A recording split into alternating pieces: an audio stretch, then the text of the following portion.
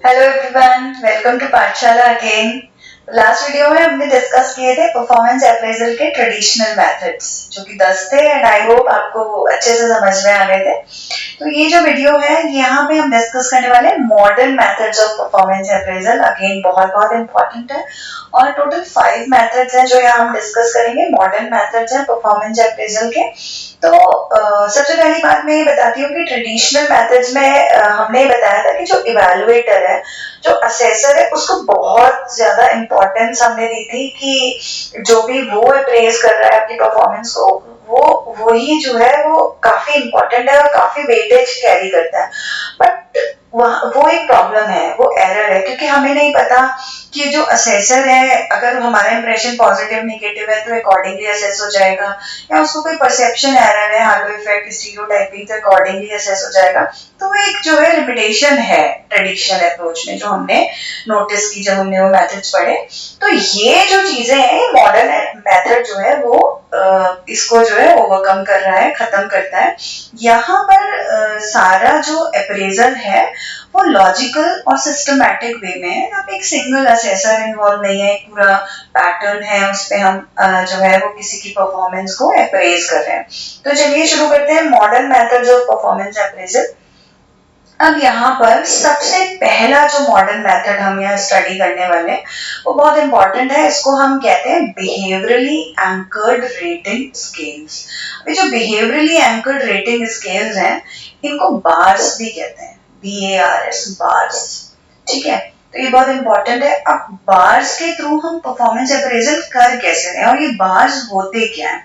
तो सबसे पहली चीज जो हमें अंडरस्टैंड करनी है कि ये एक रेटिंग स्केल है। इसका मतलब यहाँ पर क्या होना है कि किसी इंडिविजुअल को हमें रेट करना है। ये एक स्केल है, जो स्केल पे हमें डिफरेंट डिफरेंट पैरामीटर्स के हिसाब से एक इंडिविजुअल को, जो वो जिस कैटेगरी में फिट बैठता है, उस कैटेगरी में उसको जो है उसके हिसाब से उसको रेट करना है। और क्या चीज रेट करनी है इसमें हमें, ये हम समझेंगे। यहाँ पर हमें various degrees of behaviour relating to the specific performance dimension, इनको रेट करना है। ये हमें ऑलरेडी डिस्क्राइब्ड होती है बार्स में।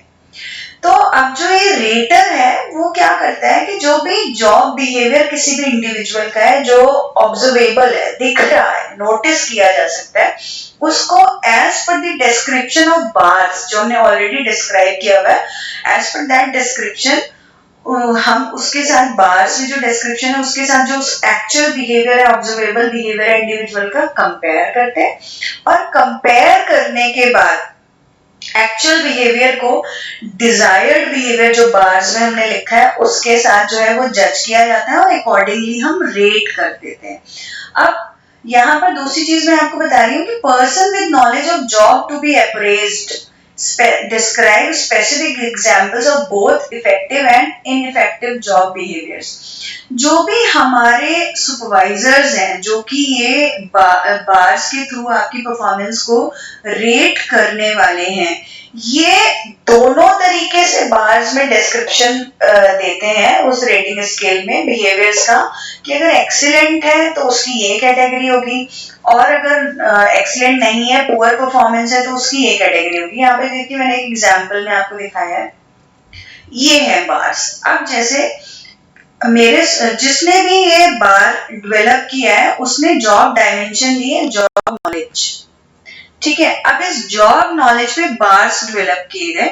ठीक है, तो यहाँ पे हमने 7 रेटिंग ली है, फ्रॉम अनएक्सेप्टेबल टू एक्सीलेंट। तो अनएक्सेप्टेबल नंबर 1 उसको मिलेगा, then very poor, then below average, then average, then good, very good, excellent. Excellent वाले को 7 हम रेट करेंगे। ठीक है, अब एक्सीलेंट होगा कौन, यही तो बार्स है।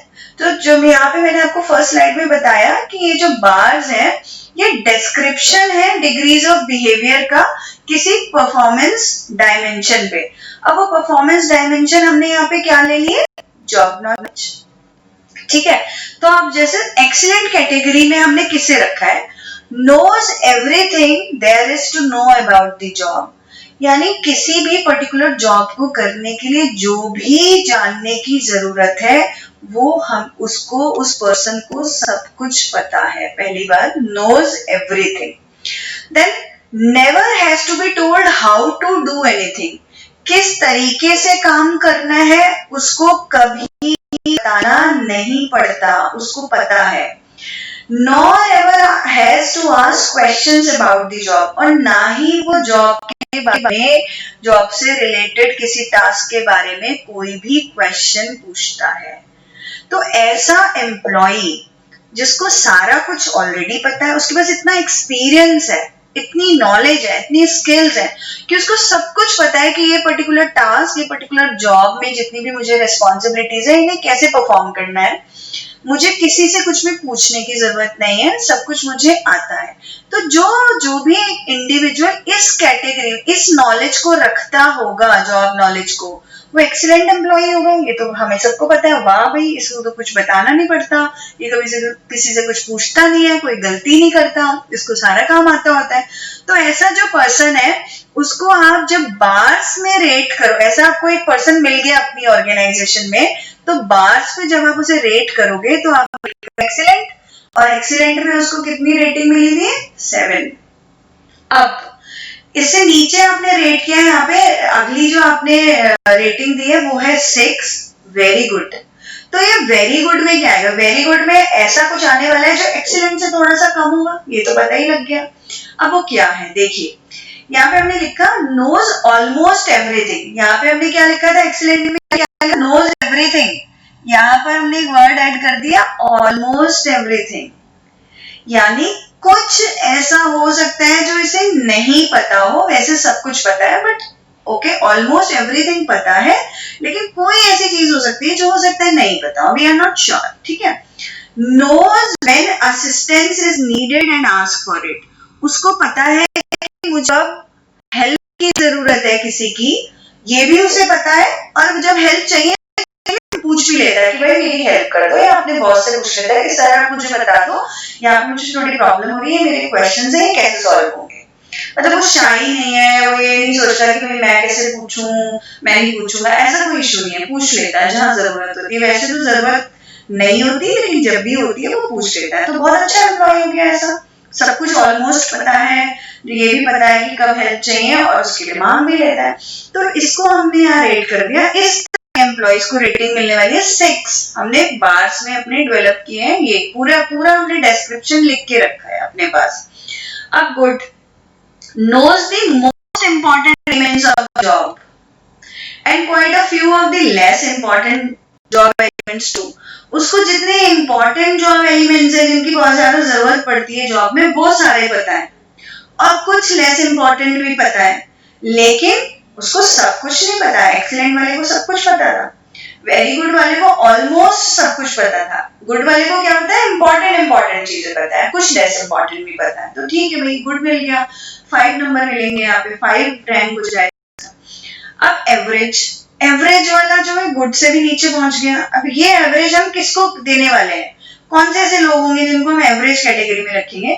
यहाँ पे देखिए, मोस्ट इंपॉर्टेंट एलिमेंट जो है उनमें से भी थोड़े से ही पता है, मोस्ट इंपॉर्टेंट सारे नहीं पता. ठीक है.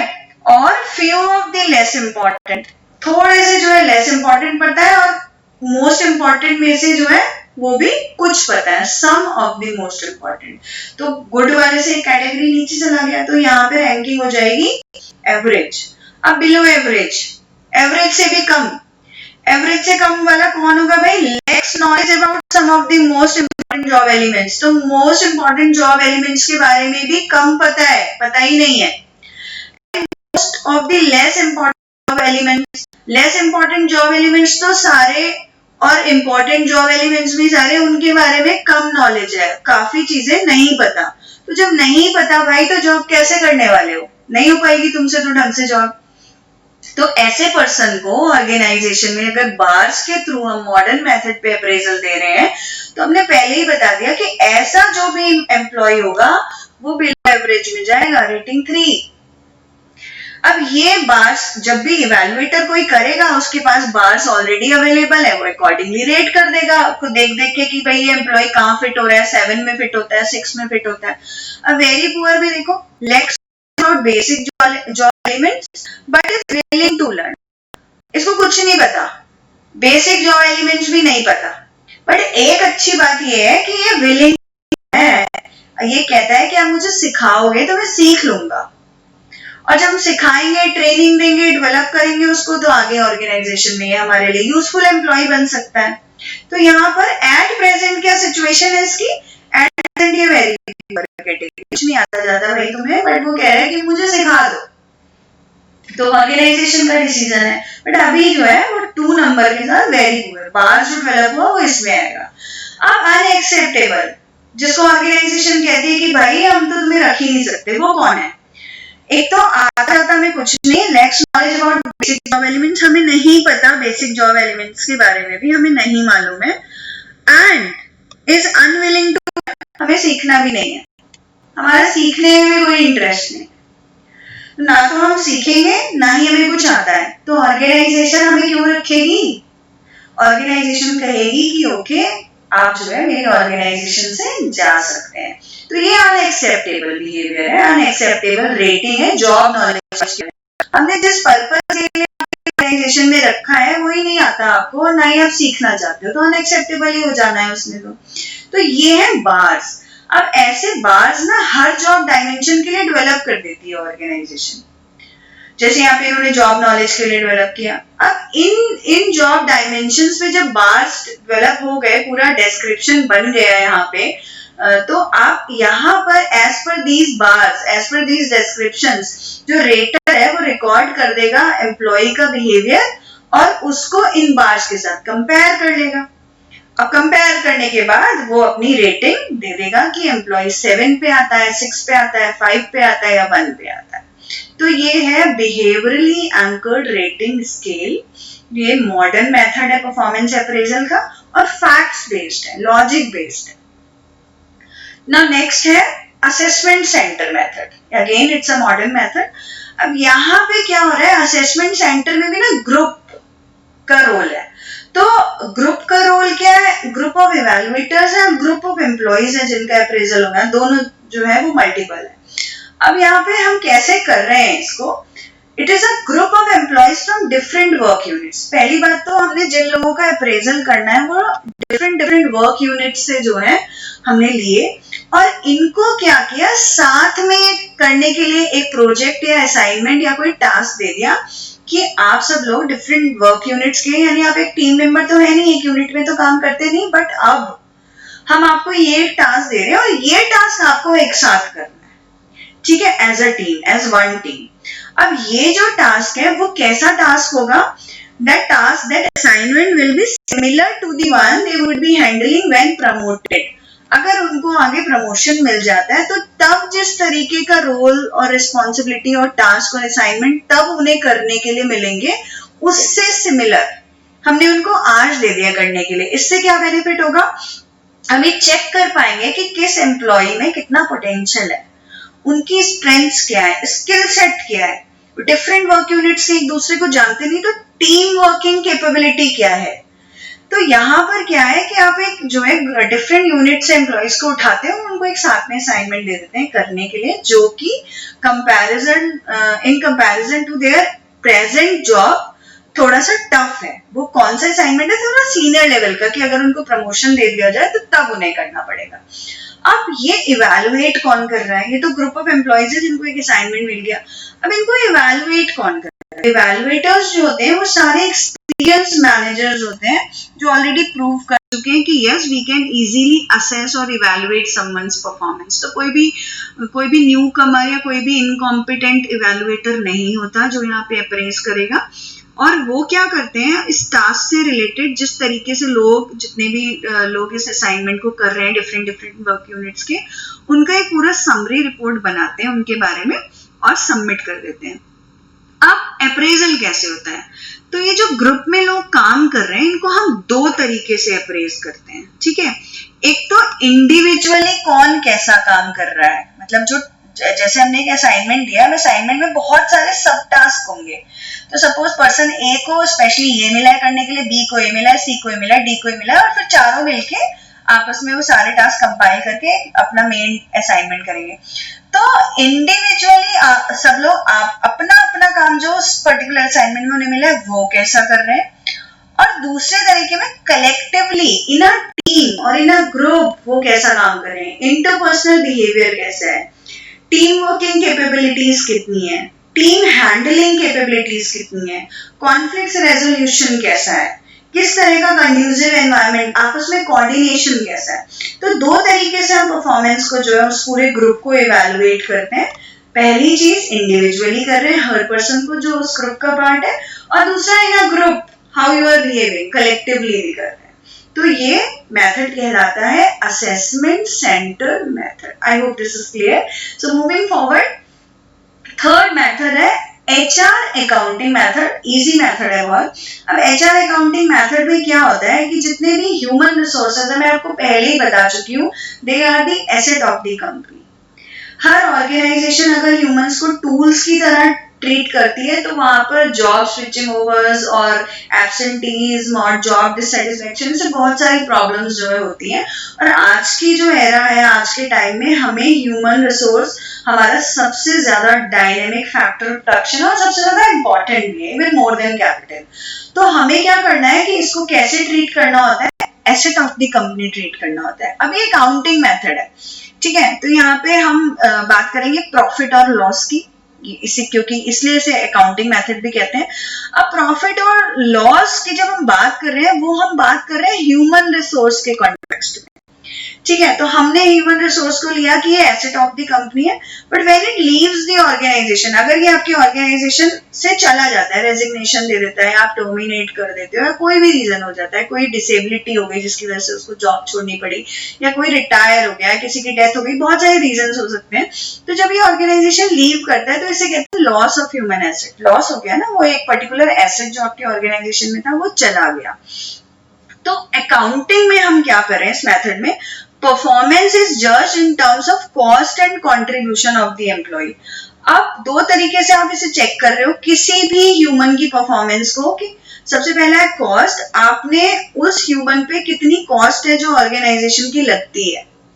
कॉस्ट कहाँ कहाँ पे लगेगी, उसको ट्रेनिंग आप दे रहे हो, ट्रेनिंग में कॉस्ट लगी, उसको आपने जब रिक्रूट किया तो कॉस्ट लगी, प्लानिंग जो HRP आपने करते हैं ह्यूमन रिसोर्स प्लानिंग, उस पर भी मेरा एक लेक्चर है, तो उस पर कितनी कॉस्ट लगी, देन कितना एक्सपेंडिचर है जो ऑर्गेनाइजेशन का including the compensation of that employee वो खर्च हो रहा है।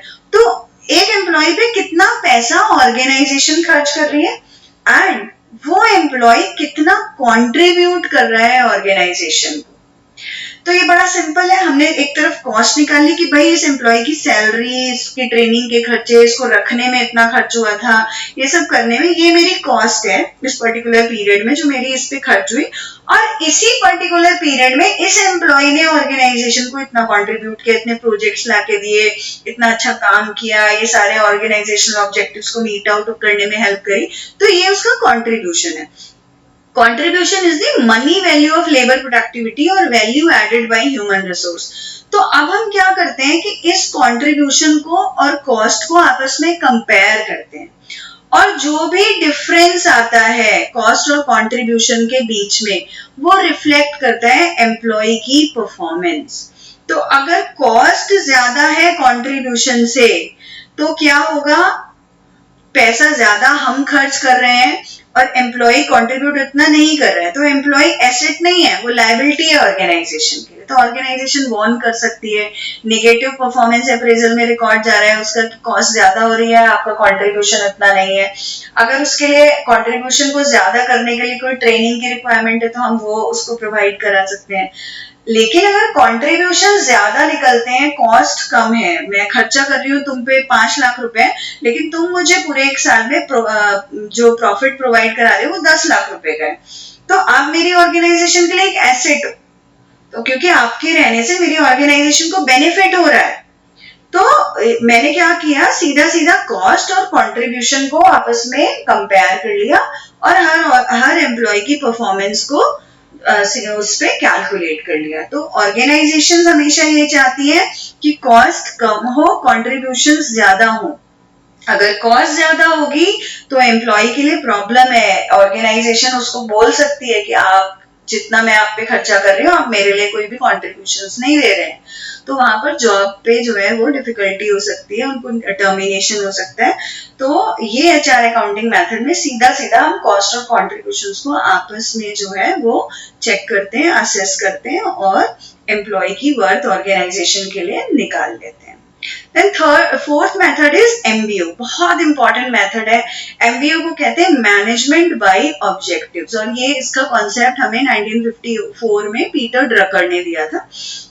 अब एमबीओ बहुत सिंपल लैंग्वेज में बात करें तो मैनेजमेंट बाय ऑब्जेक्टिव, सीधा सीधा सबॉर्डिनेट और सुपरवाइजर म्यूचुअली अपने गोल सेट करते हैं साथ में बैठ के। देखो, मैं ऑर्गेनाइजेशन ज्वाइन करती हूँ तो मेरे कुछ पर्सनल गोल्स हैं, मुझे कैरियर में ग्रोथ चाहिए, मुझे इतनी पर्टिकुलर सैलरी चाहिए, कुछ मेरी ये एस्पिरेशंस हैं लाइफ में, मुझे इतने सारे जो है माइलस्टोन्स अपने कैरियर में अचीव करने हैं, मुझे इतना कॉम्पनसेशन चाहिए, मुझे इतने फ्रिंज, तो ऐसे करके मेरे बहुत सारे पर्सनल गोल्स हैं, जिसकी वजह से मैं एक जॉब में आई हूँ। ऐसे ही ऑर्गेनाइजेशन के बहुत सारे गोल्स होते हैं कि भाई मेरा इतना प्रॉफिट होना चाहिए, मेरी ये ब्रांड इमेज होनी चाहिए, मेरे इतने ब्रांड लॉयल्टी होनी चाहिए, मेरी इक्विटी इतनी होनी चाहिए, मेरा कस्टमर डेटाबेस इतना होना चाहिए, मेरे ऐसे सप्लायर्स होने चाहिए, मेरी सोसाइटी में ऐसी इमेज होनी चाहिए, और भी बहुत कुछ। मुझे टॉप 5 में या नंबर 1 कंपनी बनना है इस पर्टिकुलर प्रोडक्ट या सर्विस में या इस पर्टिकुलर इंडस्ट्री में। तो ऐसे करके ऑर्गेनाइजेशन के भी बहुत सारे ऑब्जेक्टिव्स हैं। तो एमबीओ में क्या हो रहा है कि मैनेजमेंट बाय ऑब्जेक्टिव, अब organisational objective and personal objectives आप म्यूचुअली सेट करते हो बैठ के, सबॉर्डिनेट, सुपरवाइजर्स, मैनेजर्स, ये सब आपस में बैठते हैं और जॉइंटली कॉमन गोल्स डिफाइन कर लेते हैं, सो दैट आपके जो ऑब्जेक्टिव्स हैं एज एन इंडिविजुअल वो भी कंप्लीट हो जाए, वो भी फुलफिल हो जाए, और ऑर्गेनाइजेशन के जो ऑब्जेक्टिव्स हैं, जो उसके गोल्स हैं, वो भी फुलफिल हो जाए साइमल्टेनियसली।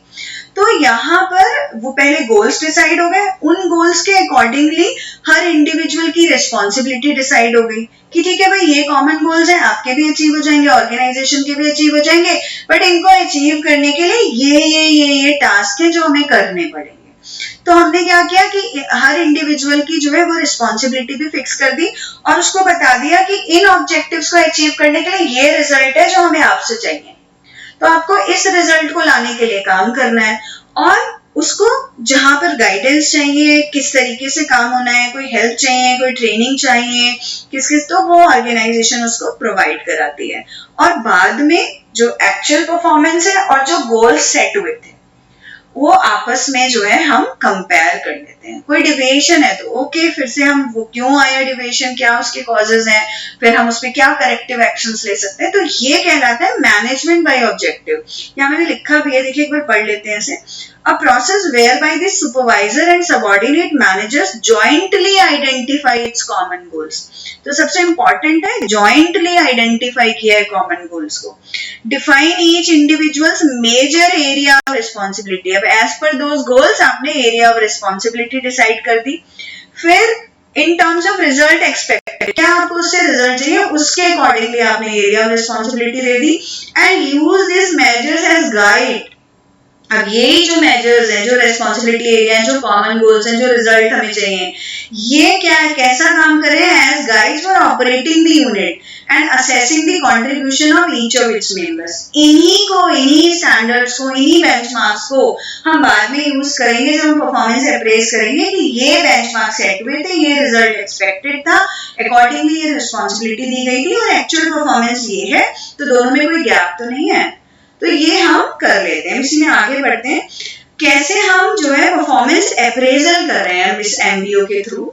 ठीक है, तो सबसे पहले हमने यहाँ पे बताया कि सेट ऑर्गेनाइजेशनल गोल्स, जैसे मैंने आपको बता दिया जॉइंटली हम सेट करते हैं। ठीक है, हमने ऑर्गेनाइजेशनल गोल्स को जॉइंटली सेट किया, उस गोल्स के अकॉर्डिंगली हमने परफॉर्मेंस टारगेट सेट कर दिए, उनको डिजाइन कर दिया, हर इंडिविजुअल को बता दिया कि ये आपका परफॉर्मेंस टारगेट है, ये आपसे रिजल्ट एक्सपेक्टेड है टू अचीव दीज गोल्स, जो हम डिसाइड हमने कॉमनली जॉइंटली किए, साथ में बैठ के किए।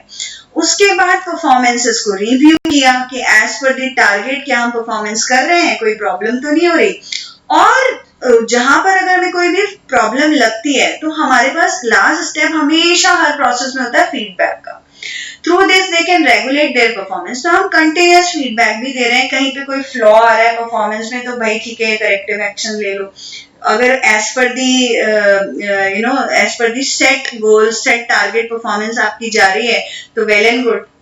तो ये जो है ये स्टेप्स हैं जो हम एमबीओ में जब हम अप्रेजल करते हैं तो इन्हें हम फॉलो करते हैं। पहले जॉइंटली गोल सेट किए, फिर टारगेट परफॉर्मेंस डिजाइन करी, फिर उसको रिव्यू करा और अपनी फीडबैक दे दी। बहुत इंपॉर्टेंट मेथड है।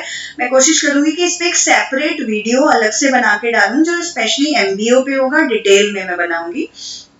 देन आगे चलते हैं फिफ्थ मॉडर्न मेथड पे। Again very very important 360 degree appraisal technique है। अब 360 डिग्री अप्रेजल, तो 360 डिग्री अप्रेजल जो है ये किस तरीके से हो रहा है, ये जिस भी इंडिविजुअल का हम करते हैं उसमें बहुत सारे लोग इन्वॉल्व होते हैं। जैसे मैंने एक मैनेजर के लिए अगर यहाँ पे बोला तो मैनेजर से ऊपर जो जो लोग हैं, जो मैनेजर का बॉस है वो मैनेजर के अलॉन्ग साइड मतलब उसके कलीग्स वो उसके अप्रेजल कर रहे हैं और जो उसके सबऑर्डिनेट्स हैं वो, तो सबका इन्वॉल्वमेंट है इसमें, ठीक है। और मैनेजर का खुद का भी सेल्फ अप्रेजल भी वो देगा। तो इसमें जो क्वेश्चनेयर बनता है जिसमें हम मैनेजर से रिलेटेड, उसकी परफॉर्मेंस से रिलेटेड, उसके जॉब रिलेटेड बिहेवियर पे बहुत सारे क्वेश्चंस पूछते हैं। वो किससे हम कलेक्ट कर रहे हैं, उसके जो भी बॉसेस हैं उनसे, उसके जो भी पीयर्स है जो इक्वल लेवल पे मैनेजर के साथ काम करते हैं और दूसरे डिपार्टमेंट के मैनेजर्स जैसे हो सकते हैं वो, और जो उसके टीम मेंबर्स हैं जो उसके सबऑर्डिनेट्स हैं।